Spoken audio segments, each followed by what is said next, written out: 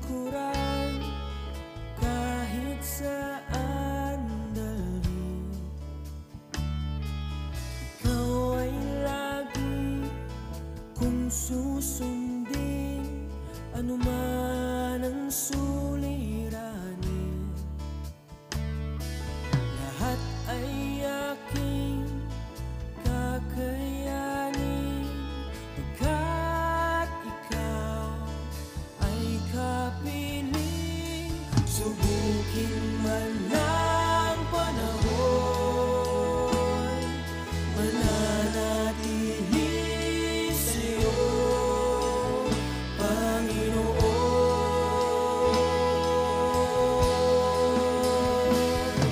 Walang alinlangang maglilingkod, walang pangambang sa'yo ay susunod. Hindi susuko at hindi hinto, patuloy lamang sa iyo, Panginoon.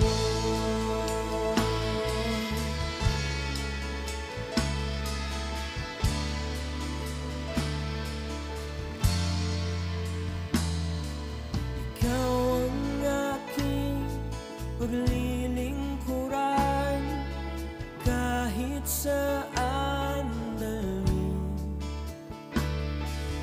Ikaw ay lagi kong susundin, anuman ang suliranin.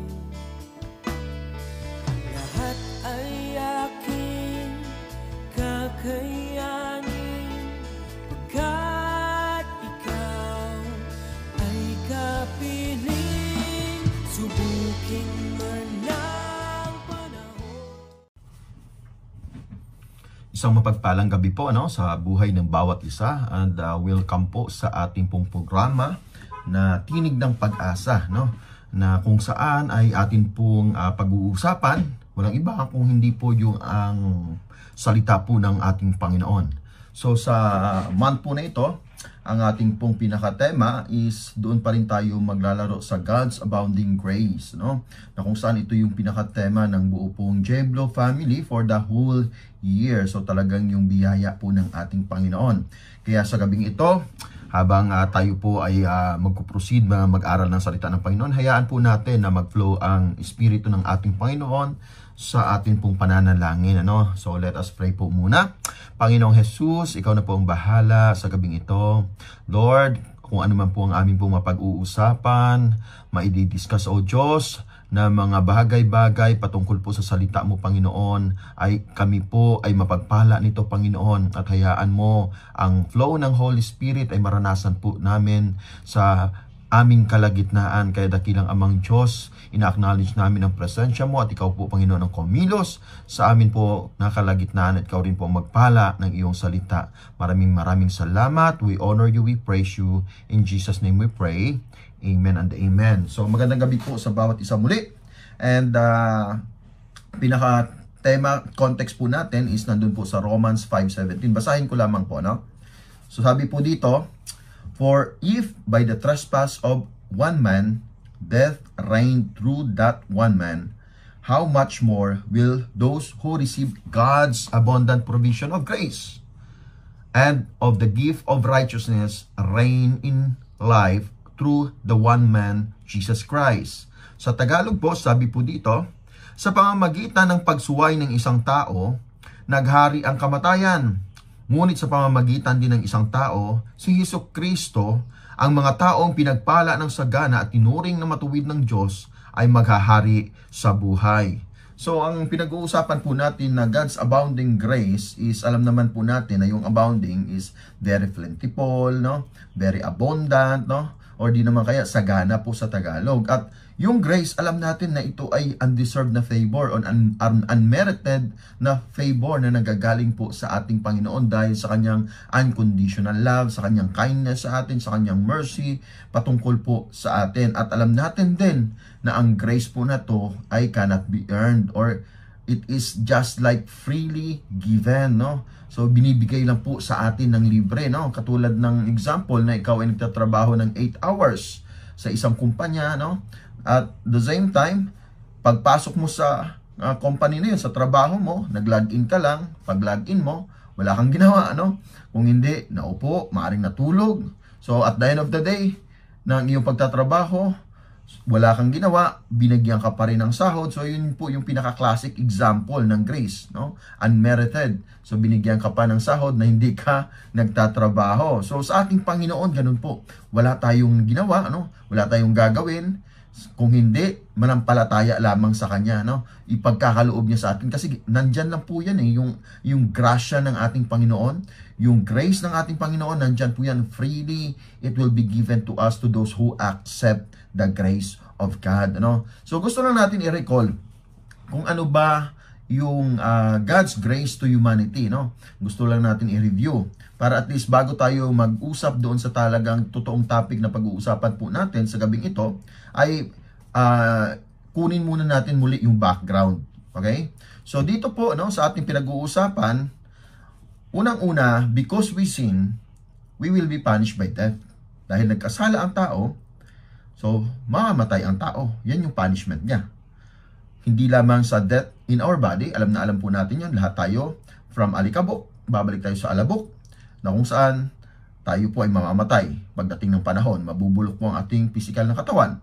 Pero meron din po tinatawag na death in the soul, no? Yung ating kaluluwa mamamatay rin po pag halimbawa na tayo po is walang Kristo, walang Diyos na pinapanampalatayaan sa buhay po natin. At alam natin, ang espiritu natin is mapupunta po ulit sa Diyos dahil ito po ang nagko-connect sa atin, sa ating Panginoon. Amen?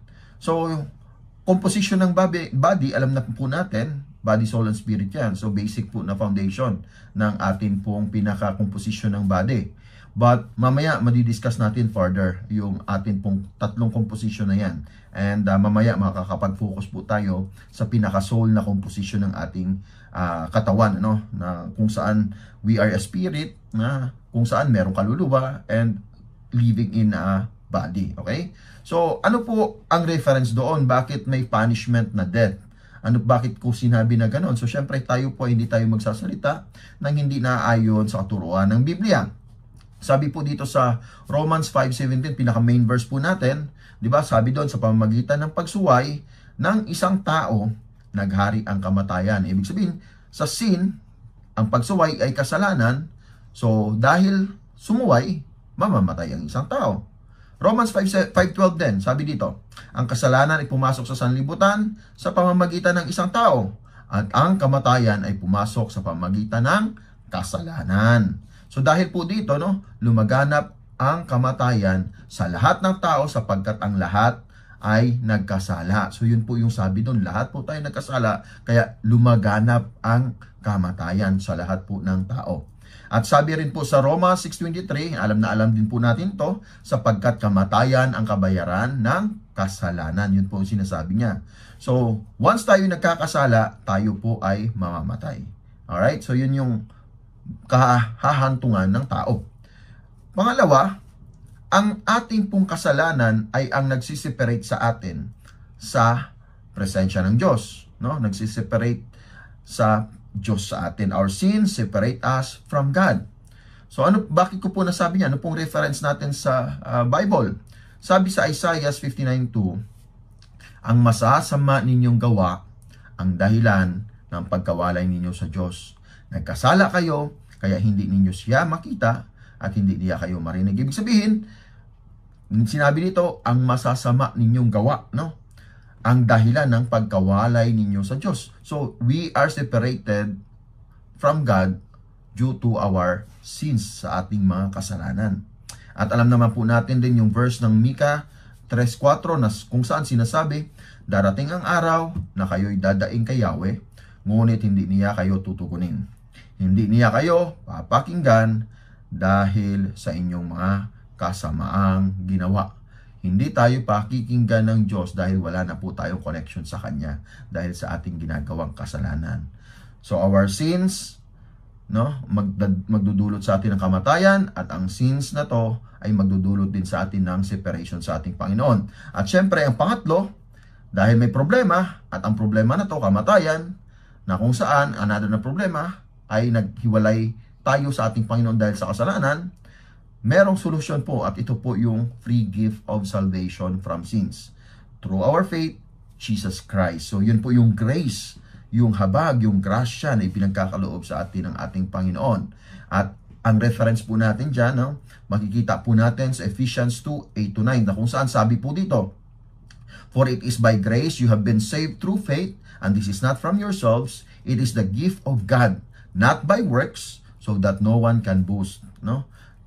Romans 6:23 din, yung karugtong puno ng binasa natin kanina, sabi doon kasi is, "For the wages of sin is death, but the gift of God is eternal life in Christ Jesus our Lord." So, makikita natin na walang ibang source ng salvation natin dito kung hindi dahil sa grasya at habag at the same time biyaya ng Panginoon na ipinagkakaloob niya sa atin sa pamamagitan po ng pananampalataya natin. Hindi yung sarili nating gawa, na kung saan maaring ibubos pa natin yun, ipagyabang pa natin yon, kung hindi dahil sa libreng kaloob ng ating Panginoon na biyaya, na grasya, kaya tayo po ay maliligtas. Ang ating pong kaluluwa ay maliligtas doon sa kamatayan na tinatawag.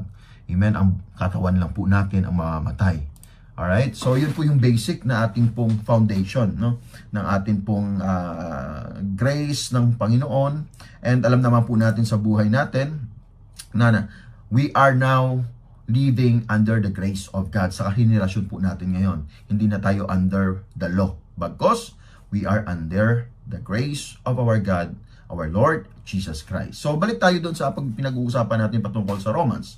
Ang book ng Romans, alam naman po natin na isinulat ito ni Paul, and yung content ng almost buong katuruan ng Romans is patungkol sa kapangyarihan or the power of God's grace to change the lives of the sinfulness of humanity. Amen? Yung kapangyarihan daw ng God's grace to change or magbago ng buhay dahil sa kasalanan ng katauhan. Kaya ang pag-uusapan po natin sa gabing ito is the power of God's grace. Yun po yung pag-uusapan natin. Amen? So, dito po sa ating title na The Power of God's Grace, tatlo lamang po ang akin pong i-discuss. Although medyo marami po yung kapangyarihan ng grace ng ating Panginoon, no? But tatlo lang po yung napiko na top na topic po dito. So, number one, no? God's grace has the power to heal people's soul. Sa Tagalog, ang biyaya ng Diyos ay may kapangyarihan na pagalingin ang kaluluwa ng mga tao. Pag sinabi natin kaluluwa, sa dictionary, ito yung moral and emotional nature of human beings, no? Hindi po ito yung mga kumakalat-kalat dyan ng mga kaluluwa, ng mga ligaw na kaluluwa. Amen? Hindi po ganyan yan, no? But this is the composition of well-being, of the wholeness of a person. Dahil sabi ko nga kanina, meron body, soul, and spirit, no? We are a spirit living in a body with a soul.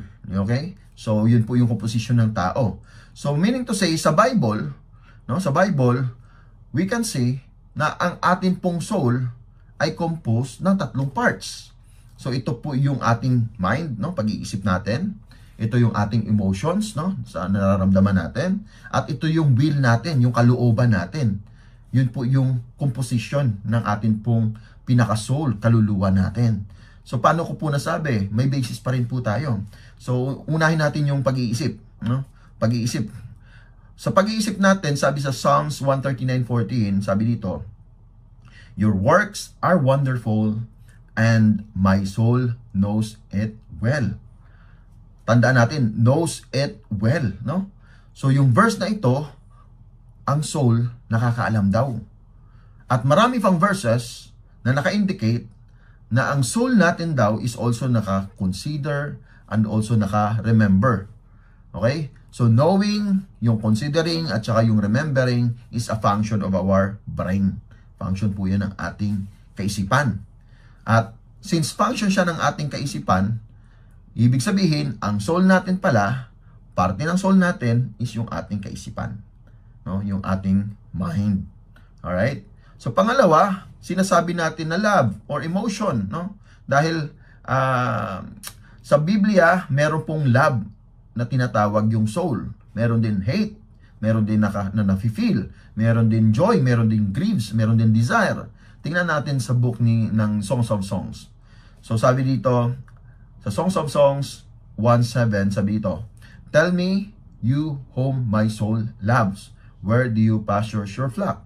So, tandaan po natin yung word, my soul loves, no? Yun yung word na yun. Sa 2 Samuel 5:8 naman, sabi dito, na kung saan, nagre-refer ito sa enemies who were hated by David's soul. Sabi doon, hated by David's soul. So, may hatred, no? Nagkakaroon ng hate. So, parte siya ng soul. So, ibig sabihin, loving, hating, no, are a function of our emotions. Emotions po natin, no? Yung kaloob-looban natin, yung heart natin. So, ibig sabihin, yung ating pong soul is part rin po yung emotion ng ating pong soul. At pangatlo, yung will, no? Yung ating kalooban. Ano sabi dito sa Psalm 77:2? My soul refused to be comforted. No? Refused to be comforted, sabi dito. And sa Job 7:15, sabi doon, my soul would choose. Di ba po ang choosing, deciding, tsaka refusing are functions of our will? Ibig sabihin, nakalooban natin. Pag pumili tayo, kalooban natin yon. No? Pag nag-decide tayo, kalooban natin yon. Pag nag-refuse tayo, kalooban pa rin natin yon. So, ibig sabihin, part po ng lahat yan ng ating soul. Yung ating kaisipan, yung ating pong puso, at yung ating pong will. Amen?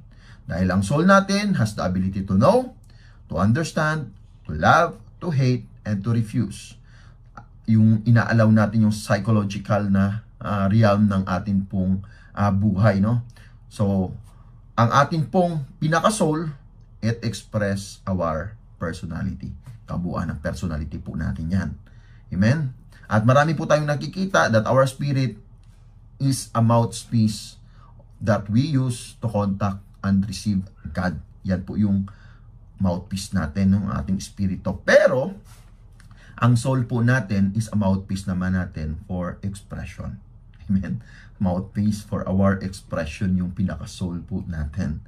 And dito na mag-emerge yung grace ng Panginoon as a healing agent, no? Tagapagpagaling sa ating mga wounded and broken-hearted na souls. Wounded souls and broken-hearted. Now, tanong, bakit merong wounded, merong broken-hearted?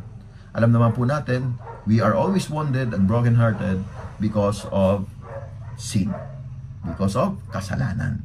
So, maaring nagkaroon tayo ng kasalanan, either na trauma tayo, na abuse, or nakapag-trauma tayo, nakapag-abuse tayo ng iba, na betrayal, no, expectation, no, either nag-grieve tayo sa pagkawala ng someone na kung saan hindi natin nire-let go, kaya nagkakaroon tayo ng woundedness, no, difficulties sa mga life experiences natin, na kung saan nawawala yung hope natin. So that is sin din, yung pagkakaroon ng hopelessness, no, pagwawala o nawawala yung pagiging hope natin sa ating Panginoon, yung faith natin, that is also a sin. Mga insecurities natin sa buhay, mga feeling na emptiness po natin. So, yung feeling like na kung saan na lost na o nawala na ng meaning ang buhay natin. So, difficulty na pagtiwala muli sa ibang tao dahil maaring may nagawa sa iyo hindi maganda. At syempre, yung mga uncontrolled emotions natin, no? Diyan tayo nagkakasala. Syempre, sa mga negative thoughts din, no? Sa mga, yung kaisipan natin, very powerful po yan. And syempre, yung pagiging anxious natin minsan, pagiging depressed, no, part ng kasalanan po natin kung ano-ano na naiisip natin, na nagkakaroon ngayon ng outcome na magkasala po tayo. Ang pinaka-grabe na hindi talaga matanggal-tanggal sa tao, ito yung maraming unforgiveness sa puso. No? Sa pamamagitan ng maraming pagiging unforgiveness sa puso, amen? So ngayon, nagkakasala ang tao kasi ayaw po ng Diyos ng unforgiveness. Yung Diyos nga natin nagpatawad sa atin, di ba? How much more tayo pa, no? Na kanya lang nilikha, na hindi ba tayo dapat magpatawad? Ang Diyos natin nagpatawad, amen? So yun yung mga bagay na yon na nag-generate kung bakit nawo-wounded ang isang tao, bakit nabo-broken hearted ang isang tao. So dahil sa kasalanan, lahat-lahat po yun. At sa mga experience din natin, because we did not allow and accept the grace of God into our lives. And we always dwell doon sa kasalanan na yun. Amen? Pero ang Biblia po, no, nag-a-assure po sa atin that God's grace is a powerful force na kung saan magbibigay ng restoration and renewal sa lahat ng kanyang anak. No? Yun po yung pangako na dapat po nating hawakan sa ating Panginoon dahil nga sabi sa Psalm 147:3, sabi dito, may comfort tayong makukuha po dito. Sabi niya, He heals the brokenhearted and binds up their wounds. So lahat po tayo sugatan, lahat po tayo brokenhearted. So kailangan natin ang Panginoon, ang grace ng ating Diyos para lahat po tayo ma-heal sa brokenness na yan, sa woundedness na yan, through His Word, through His grace, by accepting and embracing ang ating Panginoong Jesus sa buhay po natin bilang ating Diyos at tagapagligtas. Amen. So dito po natin makikita na yung kapangyarihan pala ng grace, ng grasya ng Diyos natin na ibinibigay sa atin, kayang-kayang pagalingin ang iyong kaluluwa, kapatid. Kayang-kayang pagalingin ng Diyos kung ano man ang brokenness na na-experience niya ngayon. Amen? Kasi ang atin pong tears and mga hearts natin, ang Diyos po ang magbibigay ng compassionate nature dyan as a physician para magkaroon ng treatment lahat ng mga fractured areas ng puso po natin. Amen? At ang healing process magsa-start po yan kung i-open natin ang sarili natin doon sa transformative power ng grace ng ating Panginoon. Amen?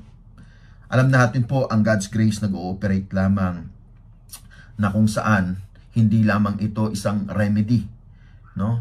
Kung hindi ito ay talagang personal and intimate na pagyakap po natin, na embrace po natin para habang buhay lumalakad tayo sa biyaya at grasya ng ating pong Panginoong Jesus. At once na-receive po natin yung grace through faith sa pamamagitan ng pananampalataya natin, na kung saan pinagkakatiwalaan natin ang Diyos sa kanyang pag-ibig sa lahat sa buhay natin para mawala ang lahat po ng brokenness sa buhay po natin. Diyan pala magsa-start ang journey ng healing process, ng panggagamot ng ating pong Panginoon, na kung saan kailangan i-acknowledge lang po natin sa buhay natin yung grace na nanggagaling sa ating Panginoon at ito'y libre na kaloob ng ating Panginoon. Kailangan lang po natin isurrender lahat ng pain natin sa Kanya, at alam ko may pangako siya na lahat ng mga brokenness natin, lahat ng mga nag-scattered na pieces natin dahil sa mga woundedness, dahil sa mga brokenness na meron tayo, lahat po yan is Kanya pong bubuuin muli. Amen? Dahil sa Kanyang habag, sa Kanyang grasya. Amen? Sabi nga po dito sa Matthew, no, sa story ng Matthew chapter 9 verse 1 to 13. Sabi dito, no, isang paralyzed man ito na dinala kay Jesus. So babasahin ko para may background tayo. Sabi po dito sa verse 1, Jesus stepped into a boat, crossed over, and came to his town, or to his own town. Some men brought to him a paralyzed man lying on a mat. When Jesus saw their faith, he said to the man, "Take heart, son, your sins are forgiven." At this, some of the teachers of the law said to themselves, "This fellow is blaspheming." Knowing their thoughts, alam ng Diyos ang kanilang iniisip, no? Sabi ng ating Panginoon, Jesus said, "Why do you entertain evil thoughts in your hearts?" Sa verse 5, which is easier to say, "Your sins are forgiven," or to say, "Get up and walk"? But I want you to know that the Son of Man has authority on earth to forgive sins. So he said to the paralyzed man, "Get up, take your mat, and go home." Then the man got up and went home. When the crowd saw this, they were filled with awe, and they praised God who had given such authority to man. The next po is about kay Matthew naman, verse 9, no? Sabi dito, as Jesus went on from there, he saw a man named Matthew sitting at the tax collector's booth. "Follow me," he told him, and Matthew got up and followed him. While Jesus was having dinner at Matthew's house, many tax collectors and sinners came and ate with him and his disciples. When the Pharisees saw this, they asked for They asked his disciples, "Why does your teacher eat with tax collectors and sinners?" On hearing this, Jesus said, "It is not the healthy who need a doctor," amen, "but the sick." Verse 13, "But go and learn what this means. I desire mercy, not sacrifice. For I have not come to call the righteous, but the sinners." Hallelujah.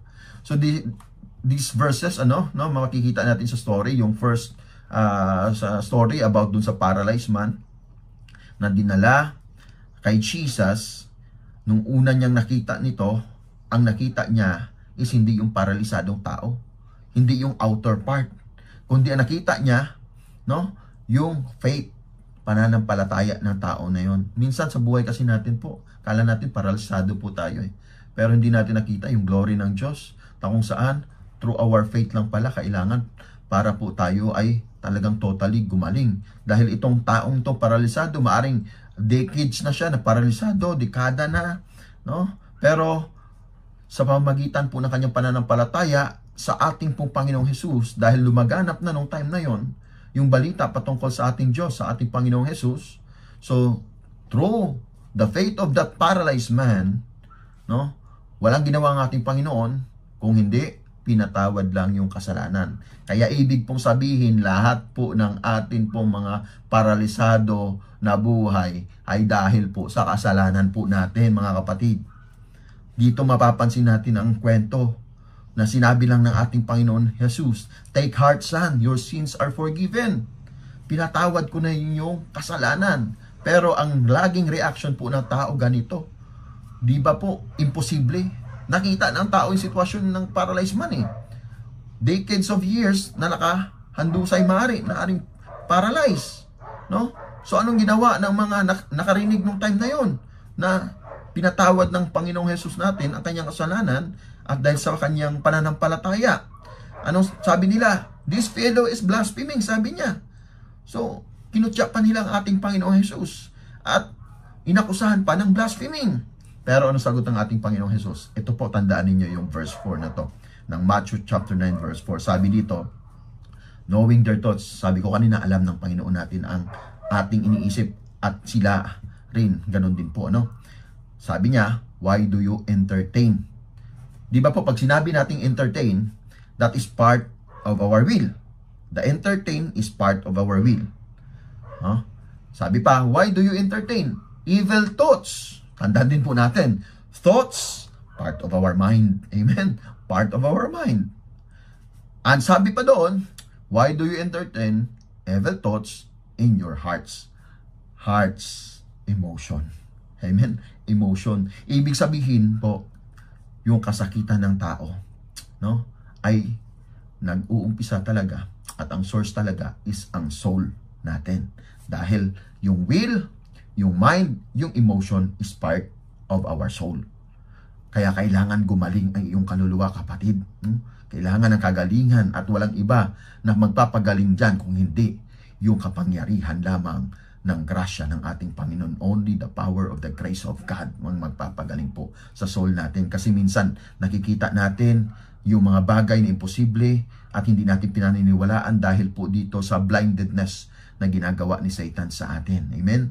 Dahil po sabi dito ng ating Panginoon, alam na alam niya yung kanilang will, alam na alam niya yung kanilang mind, at alam na alam ng ating Panginoon yung emotions. So, nung time na yon, nung pinatawad ng ating Panginoong Jesus, yung paralyzed man sa kasalanan niya, biglaang nagkaroon ngayon ng healing. Kayo rin po, mga kapatid, magkakaroon po kayo ng healing. Magpatawad po kayo ng iba at patatawarin din po kayo ng ating Panginoong Jesus at umiwas na po sa kasalanan. Totally, you will be healed. Your soul will be healed sa biyaya ng ating pong Panginoon. Dahil sa next na verses sa chapter 9 to 11, to 13, I mean, dito naman po, hindi niya tinawag yung mga righteous, kung hindi yung mga sinner. Kasi lahat po tayo sinners. All have fallen short for the glory of our God. And we are all sinners. Kaya lahat po tayo tinawag niya para siya po ang magpagaling sa atin dahil siya po yung atin pong the great physician. No? Lahat po kaya niyang pagalingin. Amen? Minsan sobrang kapangyarihan po ng ating mindset, ng emotion natin, ng will natin, na kung saan na overthrown nito yung willpower ng ating Panginoon. At ang nagdo-dominate is yung sarili nating willpower. No? Dahil doon sa will, sa kalooban natin, no? Pumapasok sa ating mindset. At syempre, from the mindset, no? Pumapasok po sa ating kaibubuturan ng ating puso. Yung mga gusto nating gawin dito sa mundo ng ito na hindi kaloob at karapat dapat sa atin pong Panginoong Hesus. At gusto ko lang ikwento po, no, yung kapangyarihan talaga ng mindset. May mga kadalasan, no, sa province, mga matatanda. So although narinig ko po ito, yung kwento na ito, no, sa isang health na doktor, no, na kung saan yung mindset is malaking factor din, na nung time ng matatanda, ayaw nila niyan magpa-check up. Dahil syempre pag nagpa-check up sila, makikita yung mga kasakitan nila, no? Dami pong mga makikita ang doktor doon. At kung halimbawa na pag-check up nila may makita na cancer, no? Automatic 'yan. Manlulupay-pay sila. Magda-downgrade ngayon yung kanilang health. Kasi bakit? Nung dati na hindi pa sila magpapa-check up, okay naman sila. Ibig sabihin, masigla, malakas. Kumbaga, yung desire nila para mabuhay nandyan. No? Mag-continue sa pamumuhay kahit na matanda na. Pero nung time na nagpa-consult sila sa doktor at sinabi ng doktor ng findings is may cancer ka, sa oras na yun mismo, biglang bumagsak, no? Yung kanilang desire, no? Bumagsak yung dahil pumasok sa mindset nila, may sakit ako, may sakit ako, may sakit ako, may sakit ako, hanggang sa nadodominate na ng buong kaluluwa nila, ng emotions nila, ng will nila na may sakit sila. Kaya ang nangyayari, nasi-stress over at nagtitrigger, pamuli na nagtitrigger yung sakit dahil nga na very stress, nagkakaroon ng nature, yung katawan ng function na hindi na maganda, no? Kaya ngayon, doon pa mas lalong nag-trigger nung nalaman nila. Kaya tingnan mo yung kapangyarihan ng mindset. Ang totoo noon, maaring nung time na yun, bago siya magpa-check up, meron talaga siyang cancer, pero sobrang lakas niya. Sobrang saya niya, maaari, no? Pero pagpunta lang doon sa doktor at sinabi sa kanya, biglang nag-shift 360 degrees agad, negative agad. Hanggang sa tuluyan na po, no, ang ating mga matatanda. Hindi man lahat, pero marami, karamihan, nung time na tuluyan na talagang pumanaw. Tuluyan na talagang namatay dahil doon sa mindset na ako ay may sakit, ako ay may sakit, ako ay may sakit. Kaya ngayon nawala ng ganang mabuhay. Kaya sobrang makapangyarihan po ng ating mind na part ng ating kaluluwa. Kaya ito po yung dapat na talagang totally ma-heal. Yung ating pong mindset, yung ating pong heart, na kailangan ma-transform yan. Kailangan ma-transform yung mindset, kailangan ma-transform po yung heart, kailangan ma-transform po yung ating pong will, yung kalooban. Hindi po yung kalooban na natin dapat ang laging masunod. Dapat po, pag ikaw ay Kristiyano, dapat kalooban na po ng ating Panginoon. Amen. Hallelujah. So dito po sa pamamagitan po, no, ng pagyakap sa grace ng ating Panginoon, may kapangyarihan ito na magpagaling sa kabuuan ng ating kaluluwa, lahat ng woundedness and brokenness. Then yung outcome ng healing sa pamamagitan ng pagtanggap sa biyaya ng ating Panginoon will make us become alive in Christ and dead to sin. Amen? By the grace of our God. Bakit ko po nasabi yon? Tingnan po natin yung story ng Romans 6:1-14. Although hindi ko na lang po babanggitin yung kabuuan, gusto ko lamang pong i-highlight yung verse 1-2 and then verse 11. Ano po? Sabi po dito, so verse 1-2, what shall we say then? Shall we go on sinning so that grace may increase? Kailangan ba tayo magpatuloy sa pagkakasala para lang mag-increase din ang biyaya ng ating Panginoon? Sabi sa verse 2, by no means. No? Hindi. We are those who have died to sin. Namatay na tayo sa kasalanan. How can we live it in any longer? No? Yun po yung sabi niya. At sa verse 11, talon po tayo, sabi dito, in the same way, count yourself dead to sin, but alive to Christ, o to God in Christ Jesus. Amen. So, ibig sabihin po, once tayo talagang totoong tumanggap sa grasya ng ating pong Panginoong Jesus, tayo po ay patay na sa kasalanan. At dahil sabi sa verse 14, no? Sabi sa verse 14, for sin shall no longer be your master because you are not under the law but under grace of God. Kaya kapatid, no? Huwag kang mag-alala. Mamamatay ka din, no? Sa kasalanan. Kaya hayaan mo na yung grace ng ating Panginoong Jesus ay tuluyan mong yakapin, tuluyan mong tanggapin sa puso mo para magkaroon ka ng panibagong buhay that you are already dead to sin but alive in Christ. Amen? At syempre, pag tayo tumanggap sa ating Panginoon, sabi doon sa 2 Corinthians 5:17, tayo ay bago ng nilalang. New creation. No? The old has gone, the new is here. Sabi po doon. At kung totoong tinanggap na natin si Kristo, no, sa buhay natin bilang Diyos at tagapagligtas, no, ng overall personality natin, yung soul natin, no, pinagaling niya na tayo, totally healed na po tayo. So dapat lang na talagang tayo po ay maging new creation na, pleasing and acceptable to God our Father, our Lord, no? Dito po kailangan iwasan na natin yung mga pagsisinungaling at mga maraming pagkasalanan na ginagawa natin. Nagmumura ka pa ba, no? Madamdamin ka pa, no? Mga matampuhin ka pa, no? Nagpapalaganap ka pa ng mga kwento-kwento, ng mga marites, marisol. Tapos yung ating pong personality, mataray pa rin ba tayo, no? Suplado-suplada pa rin ba? So, lalong-lalo na, kung hirap ka pa rin magpatawad ka na, magbago ka na. Amen? Kung ikaw ay nagkikimkim pa ng galit, yan man ay sa magulang, sa kapatid, yan man ay sa iyong pamilya, sa iyong kaibigan, magpatawad ka na. Kasi po, lahat yan ay sinasabi ng Panginoon, yan yung magpo-poison sa atin at yun yung haharang para hindi tayo gumaling totally sa atin pong mga kasakitan, lalong-lalo na ang sakit ng kasalanan. Amen? So, dapat sa buhay natin, huwag natin suwayin, no? Yung utos ng ating Panginoon at kung anong gusto niya ipagawa sa atin, go lang. Go ng go lang. Dahil alam natin, ang greatest na deception ng kaaway ni Satan is yung sasabihin niya, okay lang magkasala kasi tao ka lang, maintindihan ng Diyos, pero hindi kapatid. Sabi dito, if you are a new creation, you are alive in Christ, you are dead to sin. Araw-araw mo man pagtatagumpayan ang kasalanan. Amen? So number 1, dun po yung pinaka main focus ko lang sa number 1. But number 2, i-run through lang po natin, no? So number 2, God's grace has the power to give people the desires to do good, no? Ang biyaya ng Diyos ay may kapangyarihan na nagbibigay sa mga tao na pagnanais na gumawa ng mabuti. So ibig sabihin yung desire po nito, no, is part ng will natin, no?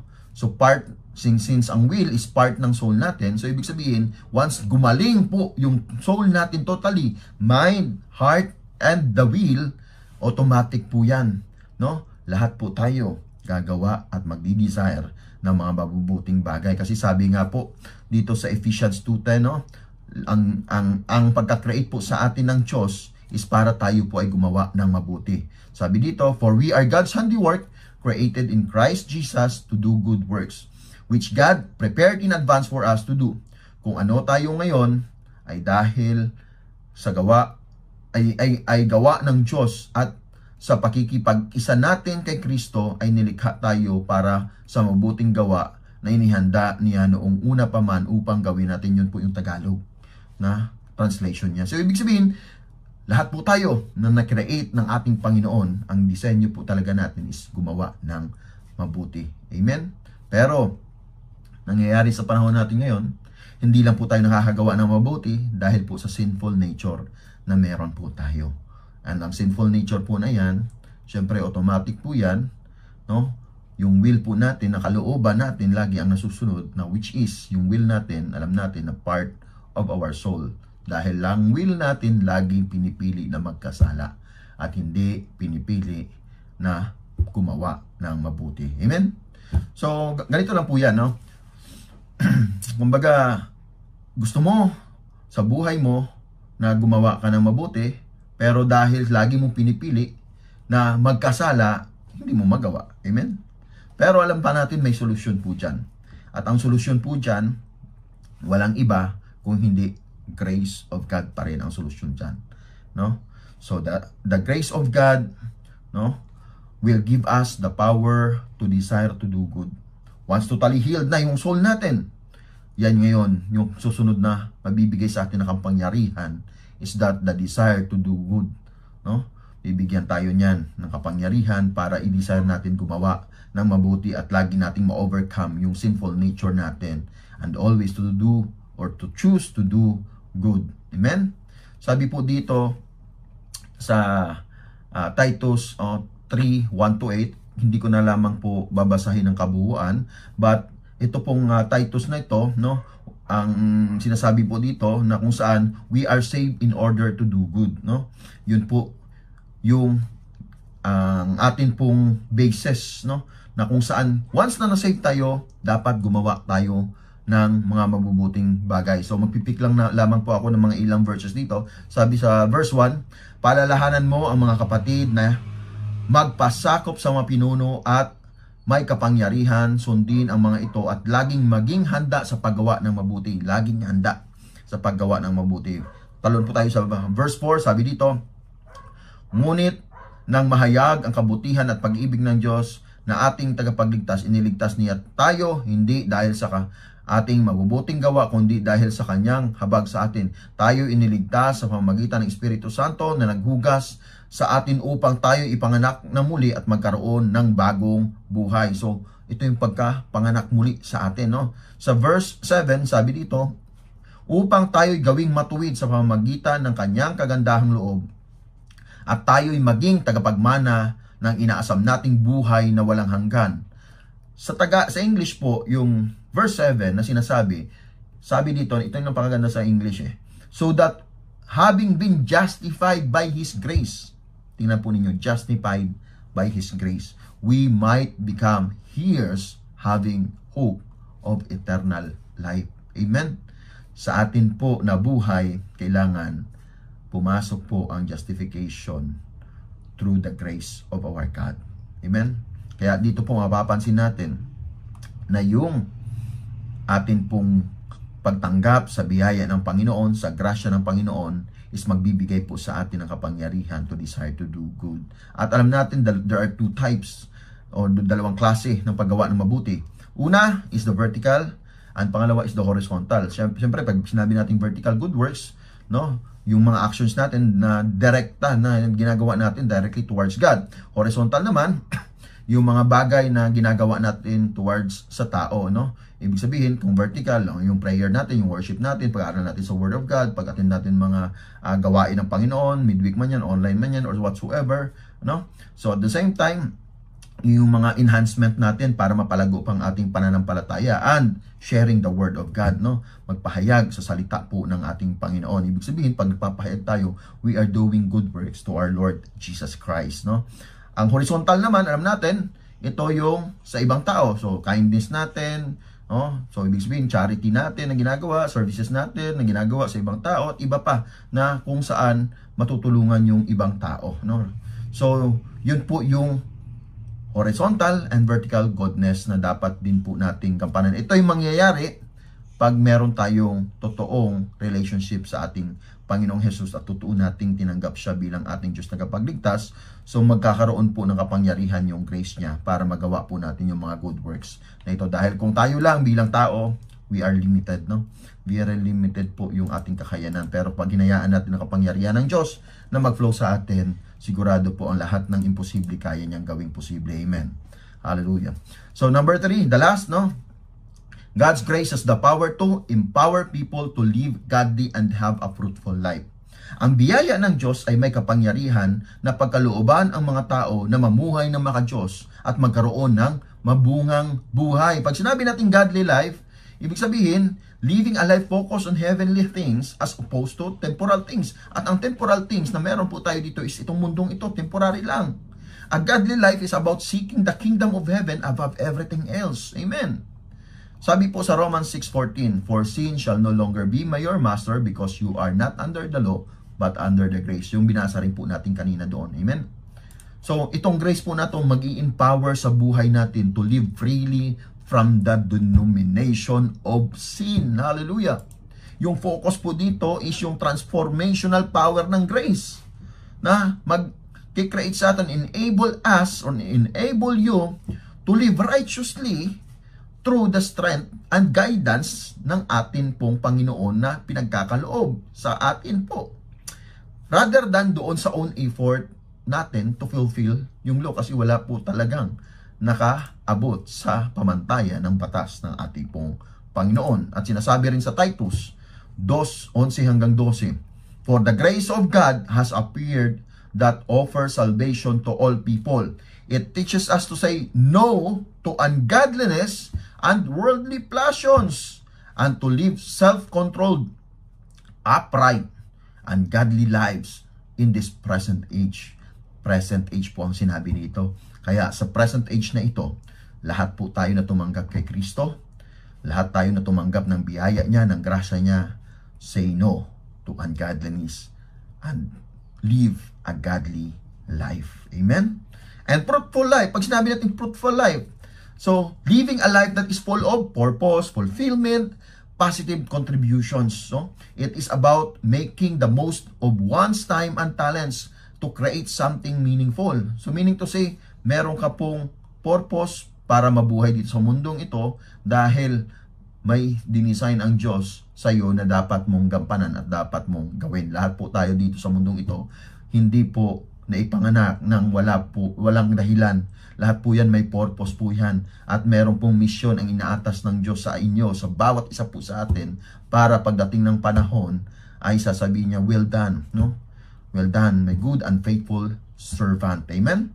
So kaya po yung purpose natin dito sa mundong ito, kung biblical ang ating titingnan, is for us to share the word of God to other people who don't know yet Jesus and who are not yet following Jesus as their Lord and their Savior. So meaning to say, once you have a fruitful life, others can trust to Jesus because of you.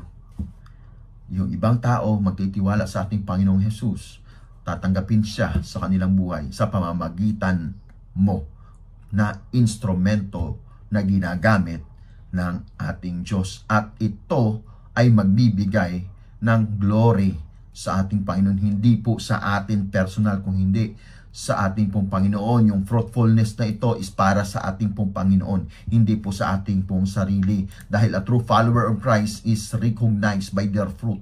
At ang fruit po na ito na sinasabi, no, nagsa-start po yan sa heart po natin, na kung saan binibigay ng ating banal na espiritu, the fruit of the Spirit, which is alam na alam po natin, which is yung love, joy, peace, patient, kindness, goodness, faithfulness, gentleness, and self-control. And itong inner part ng fruit na ito ay magkakaroon ng apekto sa action natin, sa mga words natin na sinasabi, sa activities natin, and paano natin mag-glorify ang atin pong Panginoong Jesus. Sabi po dito sa Colossians 1:10, "So that you may live a life worthy of the Lord and please Him in every way." Dapat mai-please ang ating Panginoon sa lahat ng bagay na atin pong gagawin. Bearing fruit in every good work, growing in the knowledge of God. Kailangan lumago tayo sa kaalaman patungkol po sa ating Panginoong Jesus.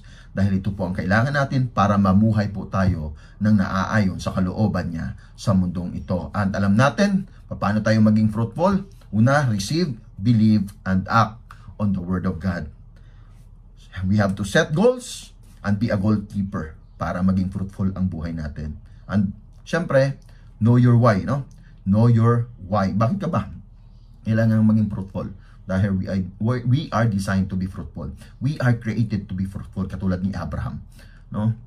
Although nung time ni Abraham is literal na talagang dumami, pero sa kapanahunan natin ngayon, regardless of anong gagawin natin, regardless of physical man yan, regardless of material or spiritual man yan, kailangan yung purpose natin to be fruitful sa buhay natin is mangyari pa rin.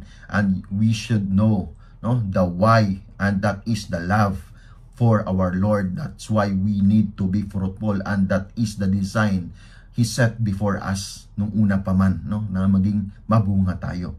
And syempre, we have to move beyond the past and don't allow failures, fears, or past attempts to stop us or stop you from moving forward. Once you make a move, trust God with the outcome. pagkatiwalaan mo kapatid ang Diyos. At alam ko hindi ka bibiguin ng ating Panginoon Jesus. Amen. Dahil siya ang Diyos na tunay, dakila, totoo at tapat sa kanyang pangako. Kaya mga kapatid, sa gabing ito, no, pasalamatan po natin ang ating Panginoong Jesus. And sa main verse natin na Romans 5:17, let us be reminded that God's grace has the power to save us. That our Lord Jesus Christ is the only source of abundant provision of grace that will lead us to our salvation. Na kung saan ang ating Panginoong Jesus lamang din ang only source ng righteousness, we need to become righteous in the sight of our God, the Father, in order for us to enter into His presence. Yan po yung kailangan natin, righteousness, para tayo po ay maka-enter doon sa presence ng ating Panginoon. Dahil po ang ating Diyos Ama is righteous. That is why we became righteous in His sight through our Lord Jesus Christ. So, dahil dito, no, we have the power if we have Jesus in our lives through the power of His grace. The power to heal people's soul, the power to give people the desire to do good, and the power to empower people to live godly and have a fruitful life. Kaya pagpalain po kayo ng ating Panginoon at manalangin po tayo ng sandali. Dakilang Diyos amang nasa langit, sa pangalan ng aming Panginoong Jesus, sa gabi pong ito, Panginoon, kami po ay nagpapasalamat at binuksan mo muli ang aming isipan, ang aming puso at aming pong kalooban na o Diyos, dapat po muna kaming magpagaling ng 100% sa iyo, sa iyong presensya, sa iyo pong habag, sa iyong grasya. Kaya dakilang Diyos, consume us with your Holy Spirit sa araw-araw ng buhay po namin at pinagkakatiwala po namin sa inyo lahat po ng aming gagawin. At Lord, alam namin o Diyos, na sa bawat gagawin namin sa mundong ito po ay magbibigay ng kaluguran sa iyo that will always be glorified. You baguhin mo kami, transform us in the Spirit, transform us in our minds, transform us, Panginoon, in our hearts, and transform our will to be upon your will, submitted upon your will, submission upon your will, sa ayon sa kalooban mo, Panginoon, sa buhay namin, dahil apart from you, we are nothing. Maraming salamat, o dakilang Diyos, sa iyo pong pagpapala sa gabing ito. We honor you, we worship you, sa ngalan ng Ama, ng Anak, at ng Espiritu Santo.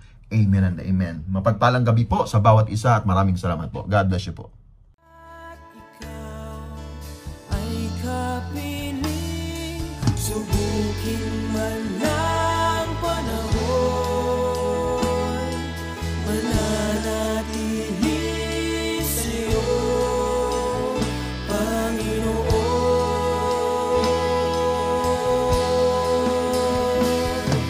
Walang alinlangang maglilingkod, walang pangambang sa'yo ay susunod, hindi susuko at hindi hinto, patuloy lamang sa iyo,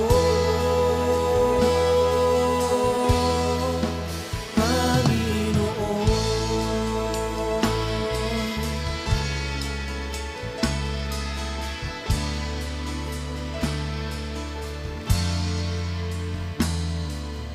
Ikaw ang aking paglilingkuran, kahit saan dalhin. Ikaw ay lagi kong susundin, anuman ang suliranin. Lahat ay aking kakayanin,